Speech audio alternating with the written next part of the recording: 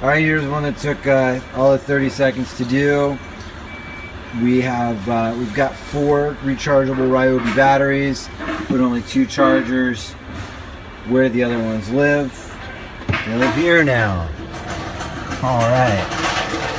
Got our fast cap corners here, the Kaizen corners. Big and small, these are the tiny ones. Zang.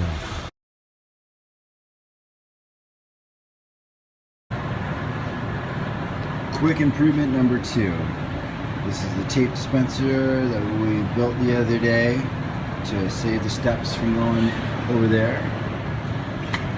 We have these blades left over from tape guns and the head screwed them in, and now we can just cut the tape off right at the station.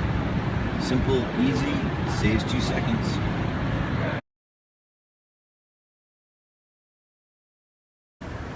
So I found a small piece of Kaizen foam, placed it in here and cut it out to fit 1 roll of tape.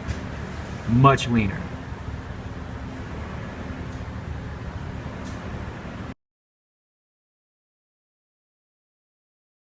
Simple and small improvement, but every time I walk by this, I notice that this particular roll of labels was always laying over on its side.